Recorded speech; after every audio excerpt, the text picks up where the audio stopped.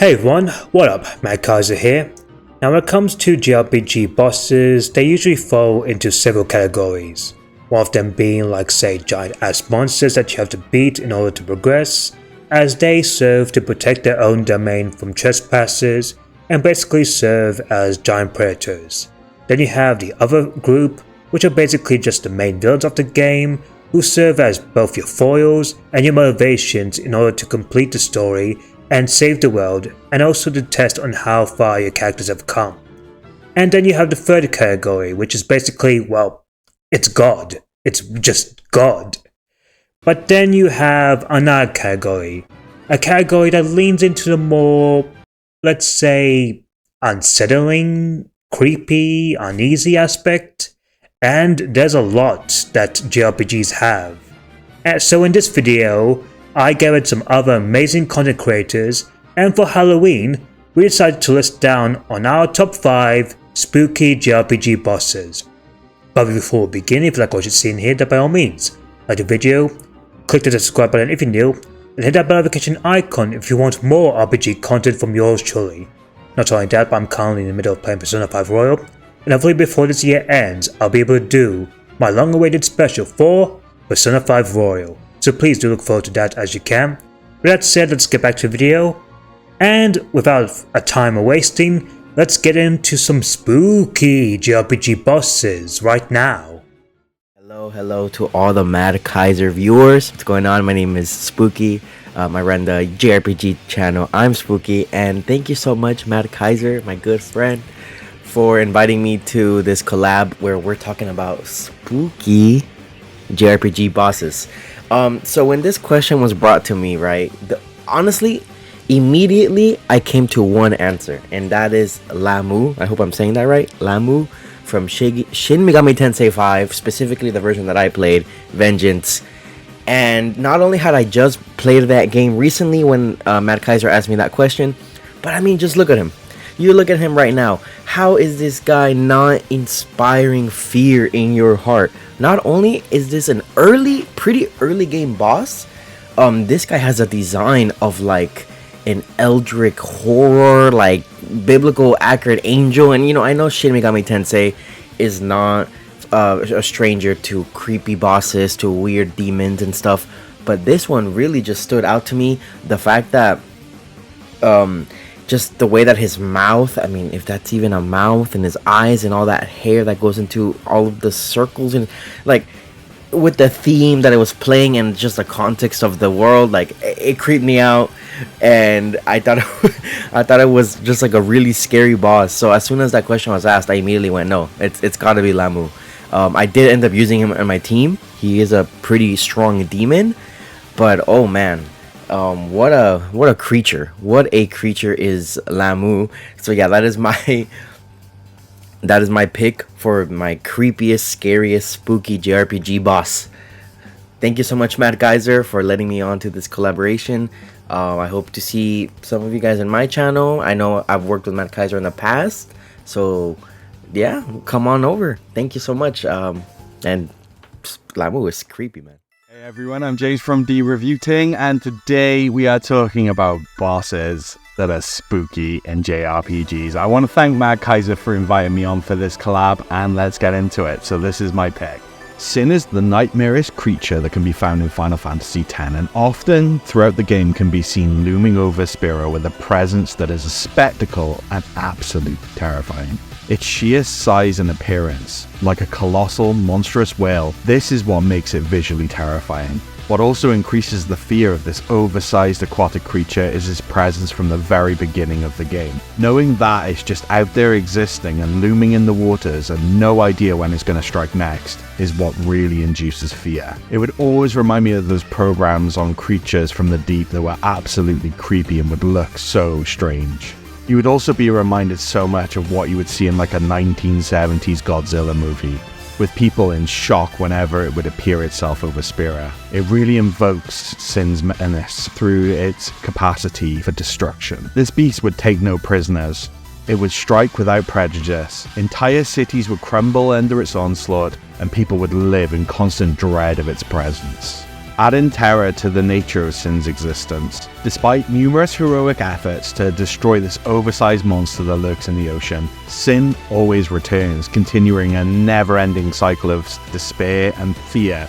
Similar to horror movies such as Michael Myers from Halloween, just when you think he's dead, nope, he's never coming back, then he reappears and create more terror than what came before. And this sense of inevitability strips away hope, leaving Spira's inhabitants in a state of helplessness, fear, and utter despair. Sin's origins and connection to the game's core themes such as sacrifice, penance, and also deepens the role as the main villain of the actual game. The knowledge that is defeating Sin requires unimaginable sacrifices that add so much emotional weight to the fight against it. Ultimately, Sin's intimidating nature and his blend of overwhelming fear as well as physical threat, his unrelenting presence, is ultimately spine-chilling, and you know if you saw this monster, you were about to see total destruction that would cause devastation to the world. Let us know down in the comments below. Let me and Kaiser know, is this boss scary to you? Have you fought against this boss? What did you think? Anyways, thank you very much again for having me on, Kaiser, and on to the next one. What's up everyone, Retro Brandon here, and the first thing that came to mind when Mad Kaiser asked me to talk about a spooky boss that I've encountered is Karabos, or Cerberus, basically, from Parasite Eve. For some context, I just played this for the first time recently. Shameless plug to go check out my channel and check out that Parasite Eve video. Now, there are lots of creepy bosses in this game. The entire game is body horror and creepiness. But Kerberos stood out because of the context of the boss. It's no spoiler to say that essentially, Parasite Eve enemies spawn from Eve-controlled mitochondria that basically mutate animals. And during all the early events of the game, as is the usual with games, you're introduced to your main characters, which include Ayabre, of course, but also Daniel and his son, Ben. And this poor kid connects with this police dog named Shiva. I see you, Square. And of course, because this game can't possibly have a scenario where the kid and the dog are happy, Shiva basically dies and mutates right in front of him and threatens to attack him. Not to mention seeing all the police officers who have been destroyed by these other mutated animals in the police station. The trauma is real. And when it turns on poor Ben, he's protected by this police chief. But of course, the police chief gets beat up, and Ben is terrified, and Ayabre comes in, and that's what starts the boss fight. And that design is disgusting. Frankly, I'm just glad I got to shoot the thing as soon as I did. And the battle is in close quarters, so it's not that easy to dodge, and you need to heal a lot, but that's pretty typical of Parasite Eve bosses. But eventually, I took it down, and I am really glad to get rid of that thing. Like I said, I can't really say the rest of the bosses in this game are any less creepy or disturbing, but usually movies or games will protect the animal, but not this game. So this stood out to me because it's one of those moments where you just go, oh snap. They're really doing this. They're going there. So anyway, I know Ben is a fictional character, but I hope that brother can get some therapy when he gets older. Anyway, thank you, Mad Kaiser, for having me on for this to chat about Parasite Eve and this terrifying boss among many of them. And if you're a fan of retro games with a major dose of RPGs and nostalgia, then check me out over at Retro Brandon. See you over there.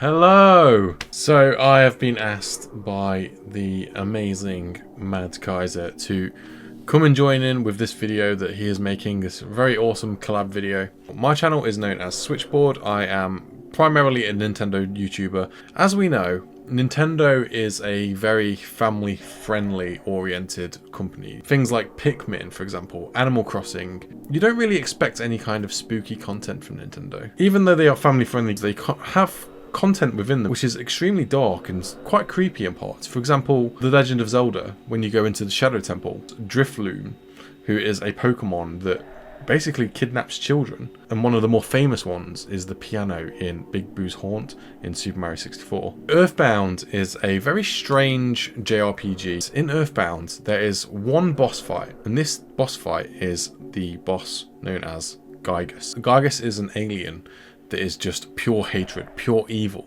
Gygus actually appears in Earthbound Beginnings, Mother 1, if you want to call it that. Gygus in that game is more of an alien, a being. After the events of Earthbound Beginnings, Gygus basically goes down this dark path where its mental state starts to deteriorate. It becomes more destructive to the Earthbound world. So Gygus is entombed within the Devil Machine. And while I won't tell you any details about Earthbound of how you get to that point, as I would like you to go play the game, I really recommend it, I'll show you now what Gygus looks like. And this right here is Gygus. It's almost like a cloud, an interesting red looking cloud that is very unsettling to look at. And Gygus is not really much of anything. It's like this entity that kind of looks like a face. There's multiple phases with the Gygus battle, and eventually you'll get into the second phase where things start to take even more of a dark turn. Eventually you get this screen, which is the boss fight, and this is where everything with the boss fight goes a little bit haywire and strange. If you have a closer look, you will see the outline of something that is honestly a very disturbing image. This is not normal for a game that is aimed at young teens. But there's more to this story. Shigesato Itoi, innocently enough, he walked into a movie cinema at one time, and what he didn't know was that he'd walked into the wrong screen of a film. Being an underage child, he was subjected to a very brutal scene, which I won't go into any more detail about. You can probably tell what I'm talking about. Shigesato Itoi was basically scarred from the scene that he saw, and it stuck with him. That one tragic moment led to what was arguably Nintendo's darkest ever final boss. In fact, this boss might even be one of the darkest in any video game ever. To the point where this boss fight, when you're actually fighting Gygus, can only be beaten by praying. Nothing hurts it except for the fact that you have to solely prey on hope. I also want to point out that the music within this boss fight is something else. Gygus went on to be one of the most influential Nintendo villains ever, influencing villains such as Flowey from Undertale. I am Switchboard Sam. Check out my channel if you're interested. Now, thank you, Mad Kaiser, for letting me be a part of this video. Really appreciate it. I'll see you around, guys. Bye. And thank you everyone for your wonderful picks. They were absolutely amazing. That said, it's time to list down my pick. And this comes from Scarlet Nexus. Now, Scarlet Nexus is known for having grotesque, disgusting, abominable monsters in the form of the Others. Yeah, I know, great name, whatever. But regardless, these creatures are both disgusting and horrifying to look at, both from appearances and the fact that they come from the sky and eat people's brains, and look something you see out of, like, say, a Resident Evil game, or something also close to Dark Souls. Now, for my pick, there were like 3 different choices to pick from, one being the Naomi Randall boss, which is the second main boss of the game, as well as the court mod, even though that's more of a set piece boss where you have to run away from it. But if I had to choose one, it would have to be my third pick, and that would have to be the penultimate boss of the game, that being the Dominus Circus. Now, throughout the final dungeon of the game before you reach the final boss, you meet this unsettling other that comes around just having its 2 different legs, running around on a unicycle kind of thing. And at first you meet its first form, where it basically does is have like a water shield umbrella thing and shoots water and then slams the ground with its water shield, something similar to the Koyomoyo boss in the snow level. And you think this boss is not too much easy, this boss is not too bad all around, so you defeat it.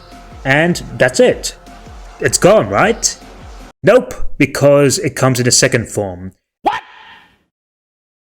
What the fuck? And this one where it chases you around, and this time it uses its elephant head to spit out a fog that you can't see without using Tsugumi's clairvoyance. But no biggie, you figure that out and you take it down. So that's it, right? Wrong again. Are you kidding me? As you get to the third phase, and this time it has its giant tentacle-like attack where you have to dodge its attacks and basically do the same thing, and it chases you around like in its first phase. But no problem, you can get around it by doing a perfect dodge and countering attack it. And thus, it's finally down, right? Right? Well, no, because that's not even its final form. But wait! There's more! As the fourth and final phase is basically an amalgamation of all those things at once. So that means everything you learned from the past phases is all transcended into this one. And this is really terrifying, as lore-wise, this is an other that even the best of the Septentrion OSF members that being of course Karen Travers and even Fubuki, couldn't even be able to take down, so that's even more terrifying. But what's more terrifying in fact on how relentless this thing is and the way it's designed is also the creepy ass music, as you hear something that you see out of like say a deranged circus, from each track no less.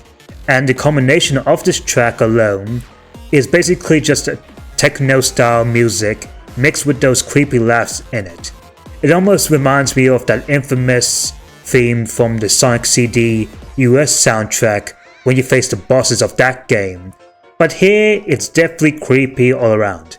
Now, I know some people have mixed feelings about this boss, as some of them think it's a good test of strength and a clever designed boss, while others seen it more of a pain, especially when the fact that you have to fight this boss over and over again. But regardless on how you feel about this boss in general, especially for those who play this game, you can't deny that in a way, this Dominus Circus boss is absolutely unsettling in a sense. So that's why I have it for my list. And thank you guys so much for watching. I hope you guys enjoyed the video. Let me down below in the comments if you guys picked some scary bosses of your own that I haven't mentioned or any of my content creator friends haven't mentioned. And please check out their YouTube channels. I'll have them linked in the description down below. They're absolutely amazing. Go to subscribe to them. They're amazing people. And with that said, until then, Mad Kaiser out.